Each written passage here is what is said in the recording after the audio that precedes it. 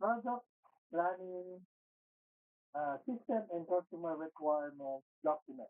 Okay. Now, ano nga ba itong product planning? So, I guess, first things first, no? Ano nga ba itong si product planning nito and how important this product planning is? Anyone? Anyone? Para sa inyo guys, what is product planning? Yeah. Bago tayo mag-proceed into slide. Sinabing product planning, ano kaya yun?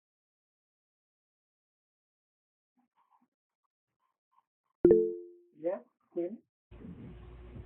Yung product planning po is isang process kung saan pinaplano po ng isang company kung anong product po ba yung gagawin, i-improve or tatanggalin po nito. Oh, yun. Pinag-aaralan kung i-improve or tatanggalin. Okay. Thank you kasi kasama talaga yan. Okay, ano pa? Nagkat na ako ng canvas. Another?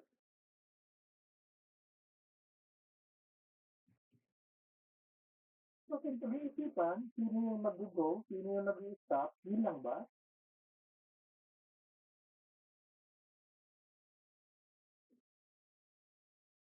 Yun lang ba yun, guys?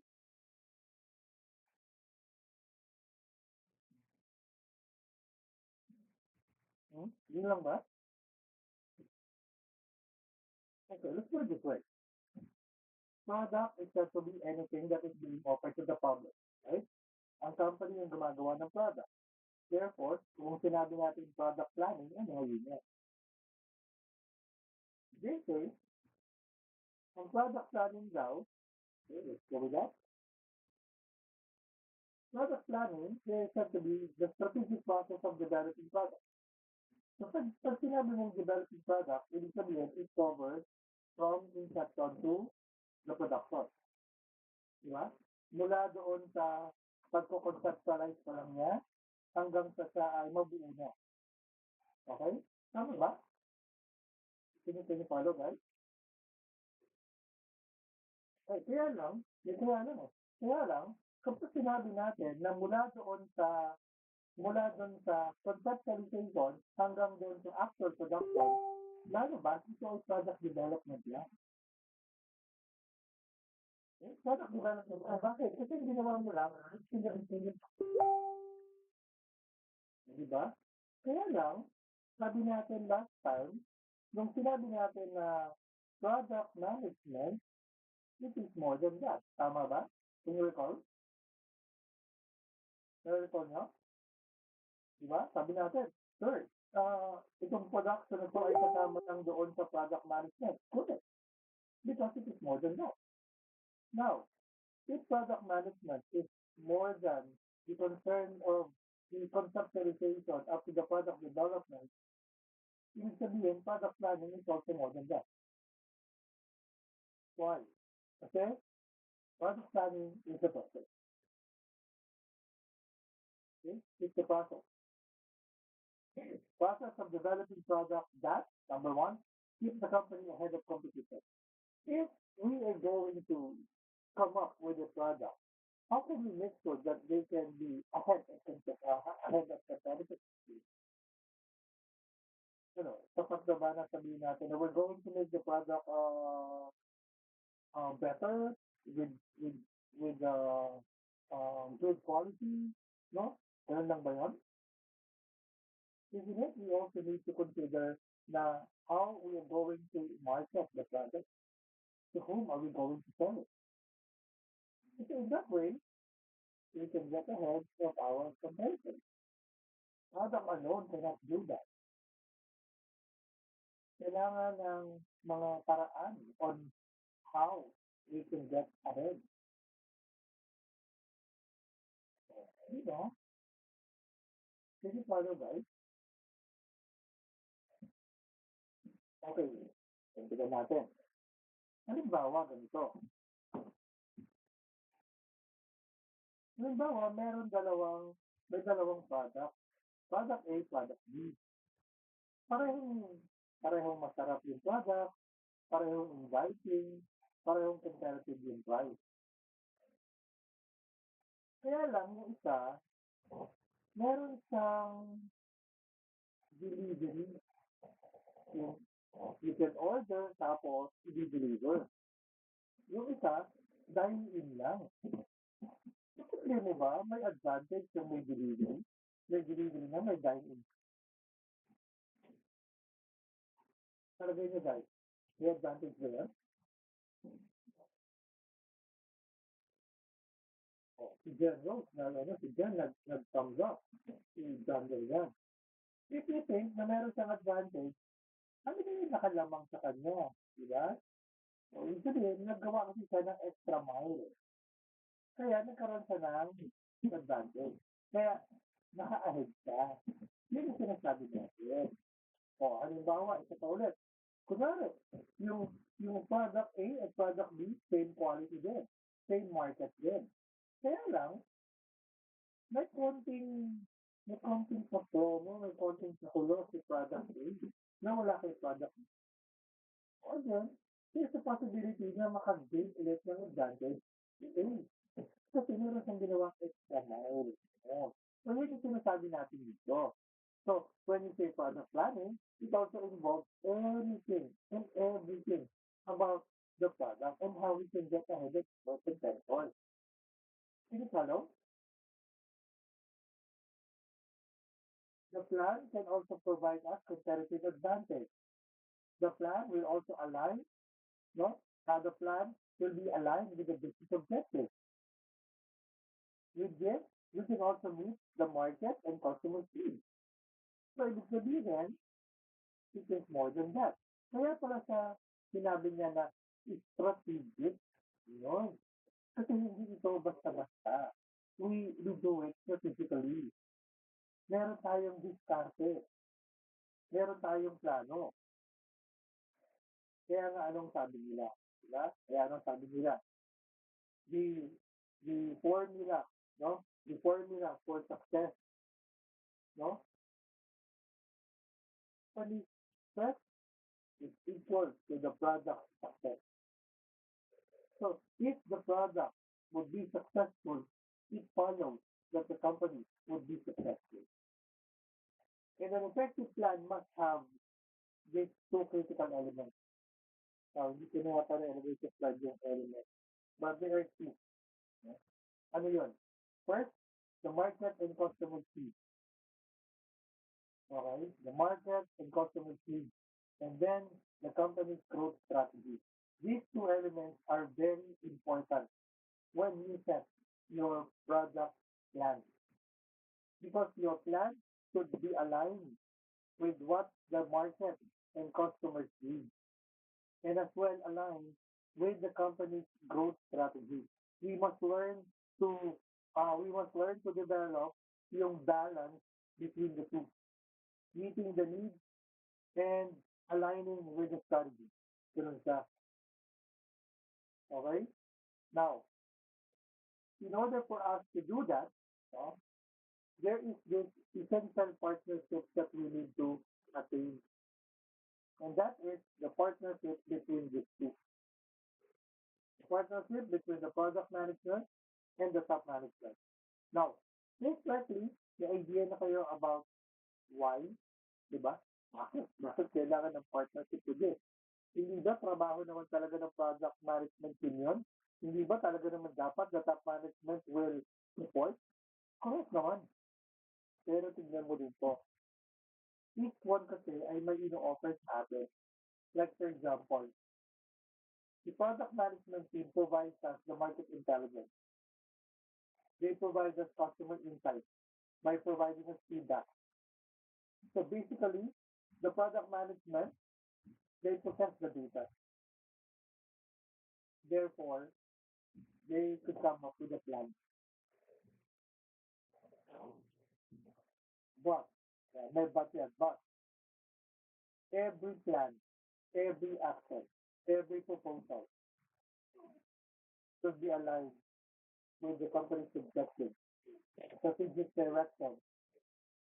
In that way, we can be a partner to the top management. Kasi lahat ng gagawin natin is aligned. Okay? It's aligned with the overall company's objective. is with the overall strategic direction. Therefore, we can have resource na allocate sa atin yung resources. Magiging ano tayo, priority. Okay? So that's why sinasabi na it is essential to develop partnership with it and with the top management. Kasi sabi nga nila, in layman's term, importante na malapit ka sa kusina para palagi kang busog. No? So, ibig sabihin, if the top management can see that your plan is aligned, diba? They will prioritize you. Yun yung sinasabi natin. Okay? Now, these are the six sources of product ideas. Pero ang dami pala. Correct. Ang dami talagang sources. Ngayon, since kung maraming sources, hindi na pala tayo mauubusan ng idea. Correct. Pero, bakit yung iba, stagnant? Bakit yung iba, hindi nakakapag-innovate ng product? Hindi nakakapag-base ng product? Nananatili na lang sila at least, di ba? Considering na nasa sa dami palang sources. Can you give me guys example ng product na parang walang development? Yung wala man lang innovation na simula-simula yun na hanggang yun yun pa rin. Yun nga, anything of one.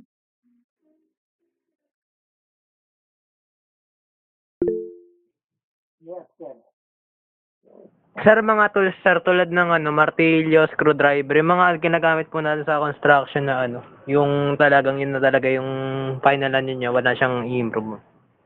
Meron. Ngayon, May- ang martilyo ngayon, ano na, powered na. Kunti, sa Pilipinas na nga lang gumagamit ng martilyo, lahat nail gun na ang gas. Oh, kita mo ha, kala mo walang improvement ha. Saka merong martilyo na merong magnet sa ibabaw. Para pag naglagay ka doon ng pako, hindi mo na mapupit kasi yung daliri mo. Oh, kala mo meron. Wala ah, meron yun. O ano pa? Ano ba? Yes. Mga raw materials po like asin, asukal, gano'n. Mga buhangin. Buhangin, mahirap talaga yun. Asukal, meron. Asin, meron. From rock salt, no? From rock salt to iodine. Okay? Meron, di ba? At meron din tayong rock salt na pino. Pero rock salt. Hindi sa iodine. Oh, meron ha. Sige, babalik ko pala diba? Number 2, sino kayo? Nagbaba, 10. Ano po, sir, yung mga pagkain po tulad ng chicken joy, sir, wala na po siyang in-improve. Tumataas na po na tumataas yung presyo niya. Ang dami na po competitor ng Jollibee, sir. Oh, 10. Meron. Sige, papakita, paparok sa inyo. Yes.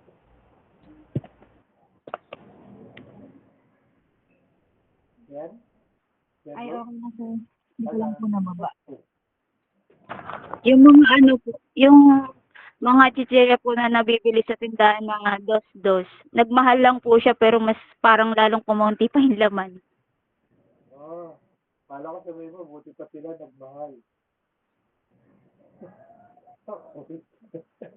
Oh, Janelle. Janelle. Parang may naalala ko. Sir, pasilyo na lang, sir. Siguro, sir, kagaya ng example ni Pat. Parang may naalala ko bigla. Parang senador ko na. Ay, parang siya yun. Ayun, sige, Janelle. Siguro po, sir, kagaya po ng example po ni Paris Roslin. Yung sa akin naman po is kung familiar po siguro kayo sa mga White Rabbit tsaka mga Start na candy, Snowbird, parang ito pa rin yung packaging niya. Walang pinagbago. Oo, sa pa rin. Pero alam mo ba, yung si Stork, may pinagbago yun. Packaging nga lang. Dati kasi guys, ang story na, si Stork, nakalaso ng bata.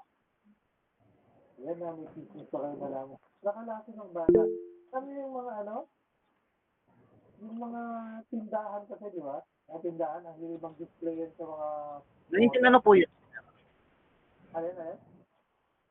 Anong year po yun, sir? 19 ano po?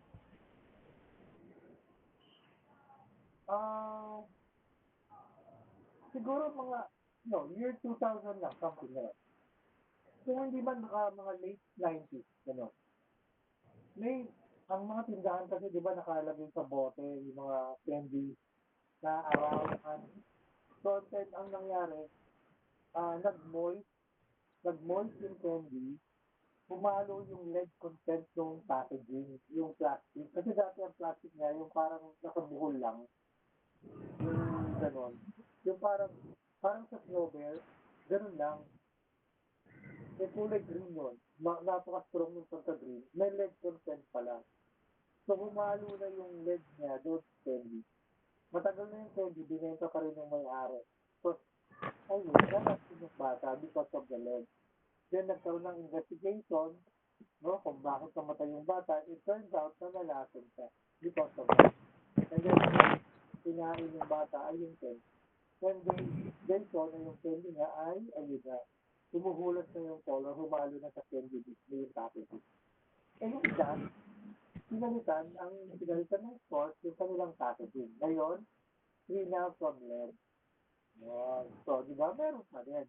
Yun yung sinasabi ko sa inyo, guys. Yung chicken, naku, ang dami naman flavored chicken ngayon. Diba? Nagbabago. Yung mga candy natin, hindi man nagbago ang flavoring yan, nagkakaroon yan ng bagong taste, nagkakaroon ng bagong packaging. Yan ang gamit ito sa six sources na to. Diba? Kaya nga, kung iisipin, what's yung reason para hindi mo siya, yes, jungle, nakalimutan ko sa balikan, jungle, Sir, for me po, sir, yung brand na walang improvement. Yung cellphone brand na Nokia pati my phone.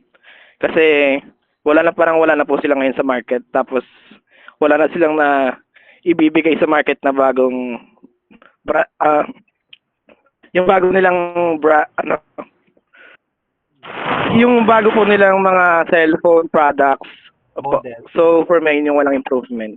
no? Pero alam niyo ba, guys, during the time ng kasagsagan ng Nokia, si Nokia ang most innovative product talaga. Most innovative. Bakit? Kasi almost every month, may lumalabas silang bagong unit. Ganun kalakas ang Nokia before. Si Nokia kasi ang kauna-unahang cellphone na naglabas ng four-liner. Dati, puro one-liner lang ng mga year 2000. Ay, sorry, hindi. Year 1997. One-liner lang ang mga cellphone, yung mga boss. Pagka nagbabasa ka ng message, one line lang. Iuwi na mo. Then, nilaunch ni Nokia ang 6110. Ang unang-una na four-liner. At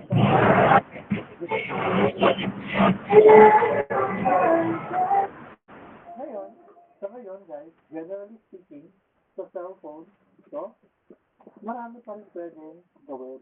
Kaya lang, hindi na ganun kalaki. Minsan, ang nagagandal na lang, features na lang. Oo. Si Apple nga no? Parang ang nagbabago na lang yata sa kanya. Padami na lang ng padami yung camera niya.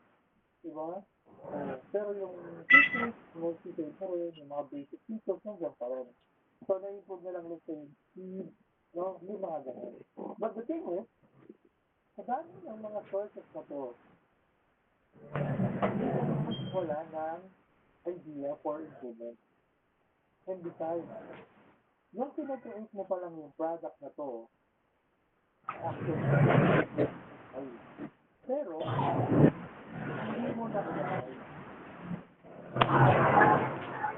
Bakit hindi mo na ilagay? Kasi mag-over na. Ayan. So, ganyan yun. Mamaya malalaman nyo kung ano gagawin natin sa mga ganun. So, these are the six sources. So, we have number one, customer intelligence. Yung feedback, survey, sales insights, yung mga tipong, Miss, meron ba kayong ganito? Yan. Sana meron. Those sana all or those sana are those sales insights. Those you survey and those feedback. May sinabi ay customer, hindi lang ito final consumer, kundi kasama pati yung mga in-between. Yun. Ano pa? The internal think tank, ibig sabihin nasa loob ng kumpanya ito. Normally, yung mga nasa research and development, di ba? Sila yung innovation team na nag-iisip talaga ng bago, no? Na ano ang pwede natin ilagay na bago. Sila yan. Pangatlo, attending trade fairs and events. Lalo na yung mga launching. Yan. So yan guys ay good source, no? Of product ideas. Kaya nga yung ibang mga entrepreneur, umaattend talaga sila ng mga trade fairs. Kuminsan, yung isang simpleng business abroad, nakikita nila ng potential sa Pilipinas, dinadala nila yun sa Pilipinas. Yan, yung mga ganyan. Ano pa? Competitor, siyempre. Competitor, matik yan. Good source or good source of product idea ang competitor, ang kalaban mo. Now, I still remember way back 1996 to 1997, I was working with Unilever Philippines. Pero, as a factory worker. Okay? Factory worker ako that time. So, ano ko nun eh, ano ba to? First year, second semester. So, I worked at Unilever full-time, kahit na ako ay full-time student. Now, imagine, sa Unilever ako nag-work, pero nakakagamit kami ng Downy. Ang Downy ay product ng Procter and Gamble. So, paano kami nakakagamit ng product ng Procter and Gamble kung sila ay nasa Unilever? Kalaban mo. Kasi nga, pinag-aaralan mo, bakit yun sa mga ganyan kumpanya, na pinag-aaralan din nila yung kalaban. Para na sa ganon, they can come up with a new product na better. Meron isang movie, guys, na tungkol dito. If I'm not mistaken, ang title ng Paycheck. Yun ang title. Doon, ang ginagawa nila, they do reverse engineering. Kunwari, yung kalaban nila, may ilalabas sa bagong product. So, ang gagawin nila ngayon, bibili sila ng product na yun, tapos, literally, bibili sila ng product na yun, tapos, i-recreate nila. Then, pag may-recreate nila, yung mas maganda. Oh, better talaga. Better than the original. Ganun. So, legal ba yun? Yes. Legal yun, guys. Walang problema sa ganung klase ng practice. Legal talagang ginagawa yun sa market. Kaya nga, importante na lang na doon mauna. Kasi kung mahuli ka, wala. Kaya dapat ikaw mauna. So, kaya si competitor, good course na doon. Parang sa inyo rin naman, di ba, kung minsan, nakawapya ka din naman ng forma sa mga kaklase mo. Saan ka kukuha ng magandang forma kung di sa mga kaklase mo, tama? Tama ba? Alam mo yan, Junel. Kasi talaga, no? Junel. Hindi po, sir, ah. Uy, outfit lang. Siyempre, ang ganda ng outfit niya. Pack, instant. Next week, ganyan niya ako. Naku, teka lang. Uniform ba, no? Sa uniform niyo ba kayo ba next week? Ano lang daw po, sir, tawag dito, yung parang formal at semi-formal, parang tawag dito, yung usually na pinapamasok po namin. Civilian. Civilian lang po. Tapos parang pag every Saturday daw po, yung mga yung parang strand shirt po siya, sir. Yung may mga ubat. Kung wala daw pong ganun, white t-shirt daw po. Kala ko, since wala pang uniform, aurahan ng dating eh. Yun naman. Okay? Kasi baka mamaya, di ba, ganun ang outfit pagka Saturday. Diba, Saturday, watch day. Okay, next. Internal research and development. So, halos pala sa internal feedback. Then, patents and technology is the last. Ayan. So, ang dami natin pwedeng pagkuhanan. So, dapat hindi na tayo mawala ng idea kasi ang dami nag-iisip. Ang dami nag-iisip para sa atin. So, dapat lagi tayo may makuhang bago, okay? Bago, para nang sa ganon, we can improve our product. Kasi that is very effective. If you would like to maintain your position, kaya I want to be in the game, kailangan, diba? Okay? Okay.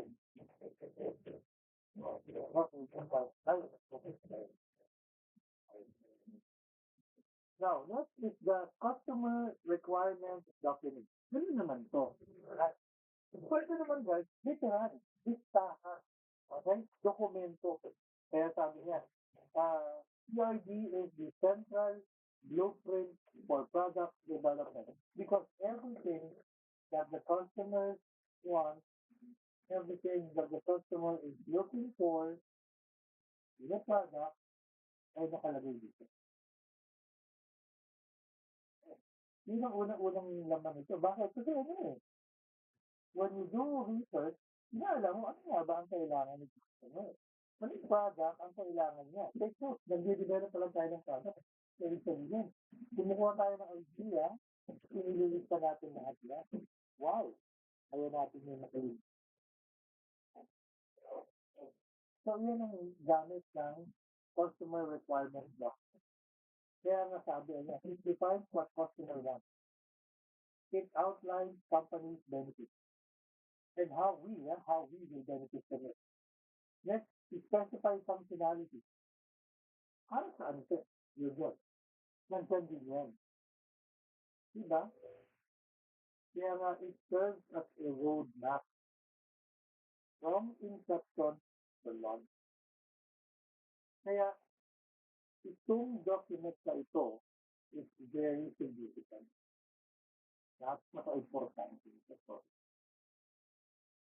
Okay? Am I okay? Yes po, sir. Still with me? Okay. Please. So why is CRD critical?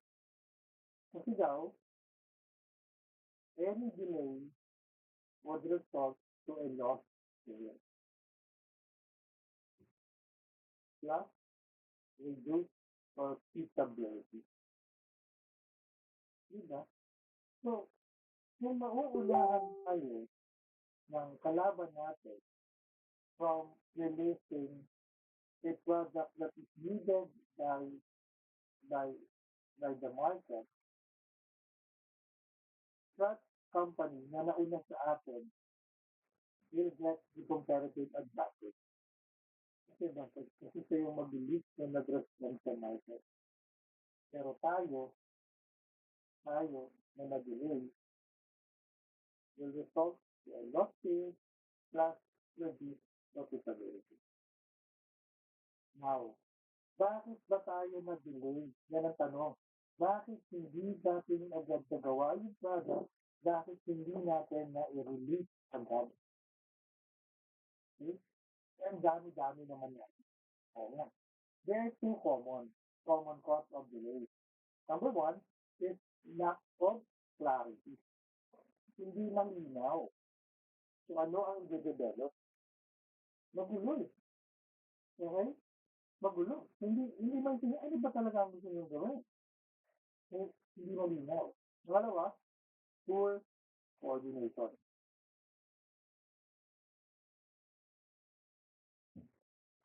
Poor coordination with the product development team.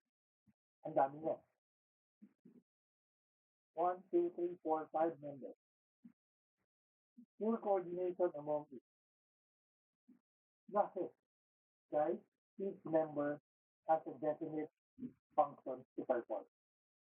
Kung hindi malinaw ang gustong mangyari, okay, hindi sila makakagawa ng maayos.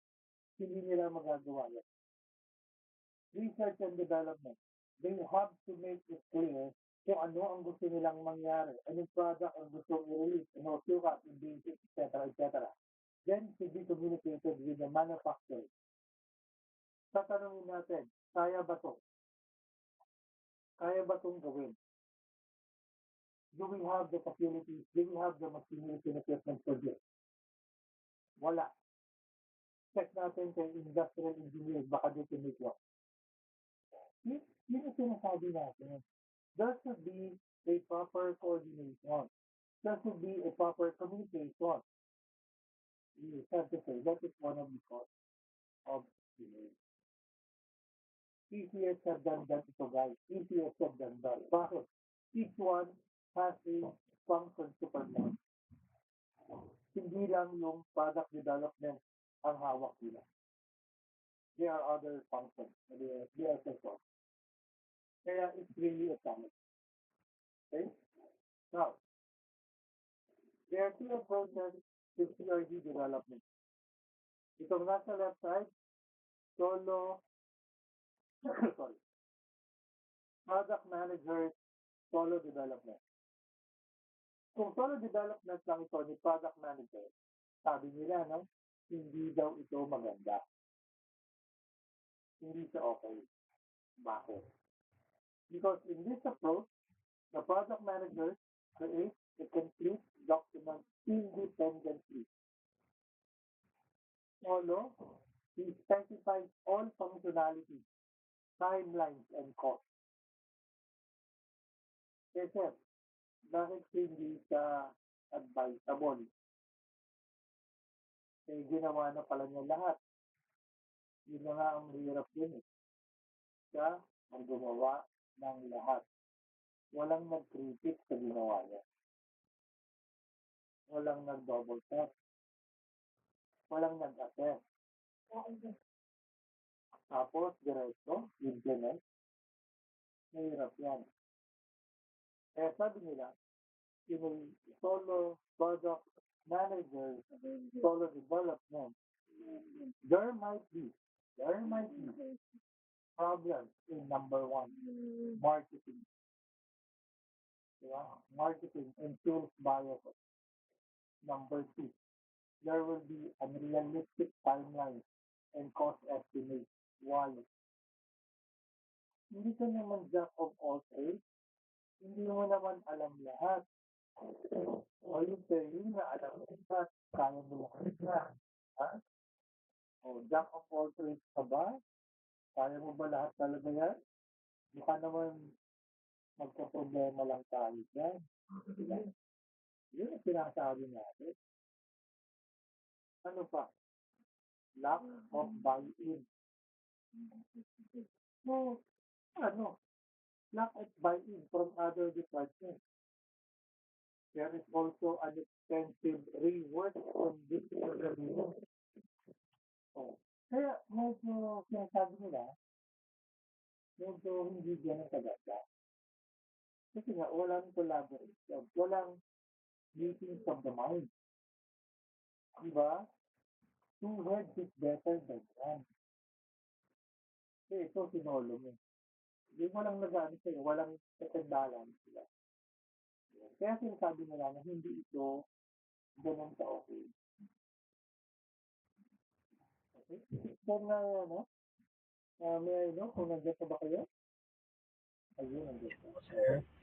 Ngayon, ang sabi nila, ang recommended ay yung collaborative interactive development o yung collaborative growth. Dito kasi guys, ayan, team buy-in and ownership. Diba? That's okay. Ano ba ang process sa collaborative? Step number one. The product manager creates a broad overview. Oh, here, product manager pa rin. Yes, pero tignan mo sa sunod. The product manager creates a broad overview, lists all requirements, required functions and features, and prioritize features from highest to lowest. Then, ano step number two? Collaborative task breakdown. Yun na. So, pa rin yung nag-spearhead. Kaya lang, after that, magkakaroon na ng collaborative work. See? Hindi mas maganda. Kasi bakit? Sabi ko nga kanina, two heads is better than one. Maaaring tingin mo, yung nagawa mo ay maganda na, pero may mga bagay ka kasi hindi naiisip ng iba. Diba? Yung parang tipo, oo nga no, ba't hindi ko naisip yun? Yung ganon. So, kung solo mo, marami ka mamili. Pero if there is a group na pwedeng mag-set, okay, ng gawa mo, better. Kasi makikipinag sila kung yung group. So, ano magiging benefit natin dito? Pangalawa nga daw, there will be realistic commitment because they will own it. Okay? They will own it. Oo, kasama ako dyan. Hmm. Diba? So there will also be flexible launch options, customer involvement, quick market response, and lastly, it's a better final product. Why? Because it is a product of collaboration of different minds. Kaya mas okay. Kasi mo, pag nag-groupings kayo, di ba? Pag isa lang ang gumawa, maganda naman. Kaya lang, maraming kulang. Bakit? Kasi walang ibang tumulong sa kanya.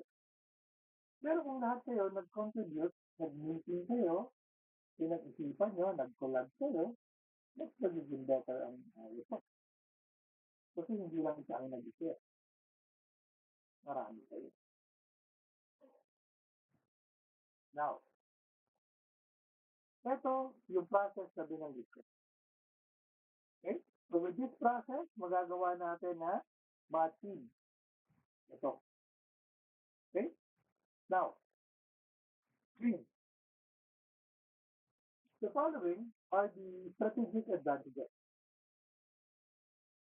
Number one, close product manager developer relationship. Oh, therefore, there will be a clear understanding of possibilities, clear understanding of what is possible. Kasi mas nagkakausap sila. Diba?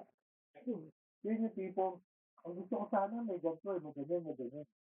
Ah, yung una, possible yun, pwede. Yung pangalawa, medyo pag hindi pa natin kung paano natin pwede sa ganun. See? So, we have number one, just imagine, 10 yan, eh. 10. There are 10 advantages. Yeah? Prioritize development, customer commitment, realistic deadlines, strategic flexibility, accurate progress tracking, minimal disruption, ito na pinaka-okay talaga dyan, customer, developer, connector. Ang ganda. Yung kaya ang sinasabi nila, ang recommended talaga is to collaboration. In that way, we can make sure na hindi sayang yung ating effort kasi talagang sa ay pinag-isipan. Parang mga artista, di ba? Panoorin niyo po, talagang pinag-isipan to, blah, blah, blah. Sorry hindi ko na-edit to, no? Papalitan ko yan. Hindi ko napalitan ng tamang term. So, ito naman yung mga disadvantages to manage. May mga disadvantages pero manageable. So, the mitigation strategy, ito yung pwede natin gawin. Okay? So, dito, number one, high coordination needs. Kailangan talaga ng coordination. High coordination. So, ano gagawin natin? O, let's set a weekly sync meeting, a synchronized meeting. Di ba? O, ang pwede, yun magagawa tayo. Di ba? If we need high coordination, then we can make it happen. We can meet anytime. Maraming mga project management software na pwedeng gamitin. Pangalawa, sa mga disadvantage na kaya natin i-manage, document circulation. Yung mga pag-input ng dokumento. In connection dito sa document ito, yung multiple small documents. Ganun din. So, there is something na we can do. Madali siyang solusyonan. Hindi siya ganun ka-grabe. And finally, requires agreement. Ito ang medyo mahirap. Minsan. Okay? Yung makuha mo yung full agreement. But, merong pwedeng gawin. Kasi meron namang final na final na nag-a-approve na. Okay? So, ang point lang natin ngayon guys is that meron tayong mga pwedeng gawin. Now, eto na. The power of archived product. Ano yon? Hindi nasabi ko sa inyo, hindi lahat ng idea nyo ay pwede mong ilagay lahat ng full pack. Hindi. So, ang point is, pwede natin muna yung i-archive muna natin. Okay? Now, sir, bakit nga ba merong mga idea na hindi kagad pumapasa at na isasama doon sa product? Okay? Una daw, meron kasi technical feasibility gap. Paano yun? Naku, wala pa kasi tayong technology for that. Kaya hindi pa natin yung pwedeng gawin kasi hindi pa na-invento yung technology for that. You see? Technical feasibility gap talaga. Wala pala tayong wala pa palang industry. Pangalawa, accidental byproduct. Yung na-develop mo o yung idea mo, hindi pa siya para sa ngayon. Baka sa future. Pwede. Tipong ganun yan. Kaya mamaya may mga example tayo. Pangatlo, cost prohibitive cases. May technology, pero yung technology ay sobrang mahal. Ako muna. Okay? Pangapat, wrong market sizing. Yung market condition mismo ang hindi favorable. Okay? Ibig sabihin, kumbaga in layman's terms, not now. Maganda yung idea mo pero hindi mo na sa ngayon. So pagka gano'n ang sitwasyon guys, ang tendency is either itapon mo or yun nga, itabi mo, i-archive mo. Kaya sabi nga niya, archives are assets, not waste.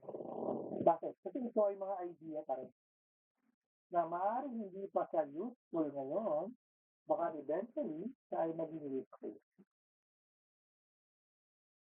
Yun. Kaya sabi niyo, today's failure could be tomorrow's breakthrough product. Now, kapitunayan natin yan. Oh, Post-it. Yung story ni Post-it. Okay? Ang story ni Post-it started noong 1970. Okay? Si Spencer Silver works at 3M and he tries to create a strong, a strong adhesive. Pero ang nagawa niya, weak adhesive. Weak, kasi bakit? Natatanggal. Madaling natatanggal. Dapat hindi natatanggal ng mabilis, ng madalian.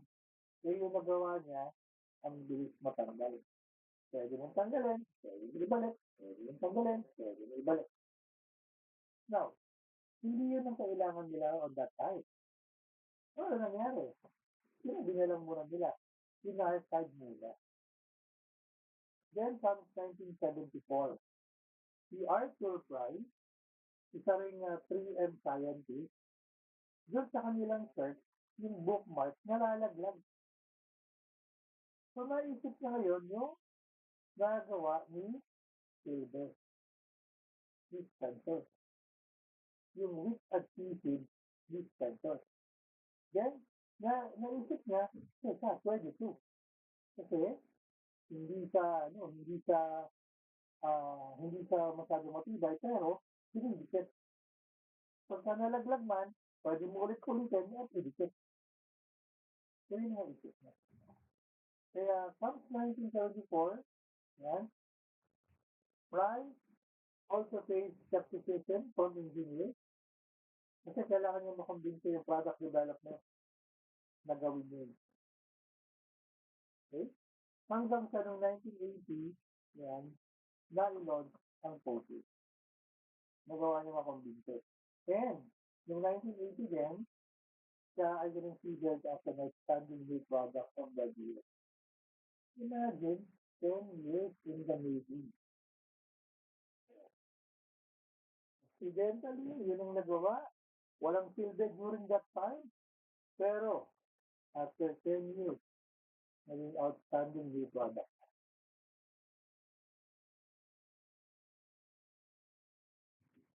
Kaya ano ang moral lesson nito, guys? Kaya lahat ng jowa ngayon, baka yung magiging jowa mo, ipapanganak ka lang.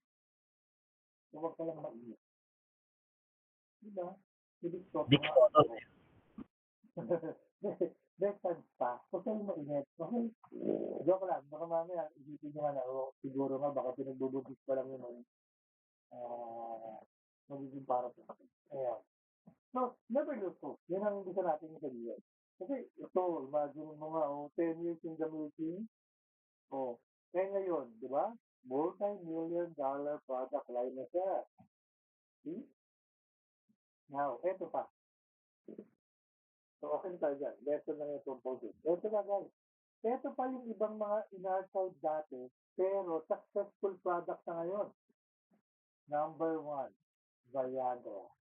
Oh, akalain mo, Viagra? Yes. Because originally, it is developed for heart disease treatment. Hindi yun ang naging ano niya, naging effect. So, in-archive siya kasi it failed cardiovascular death. Then, researcher noticed a very interesting side effect. Hindi nagamot yung heart disease, pero nagpatigas. Boom, $1 billion medication. So, diba? For different purpose. Oh, nabigyan ng pagkakataon na manindigan ang mga wala ng paninindigan. Diba? Ang point is, successful pa rin. Hindi man nangyari kung saan sa intended, pero nangyari pa rin. Another, solar technology.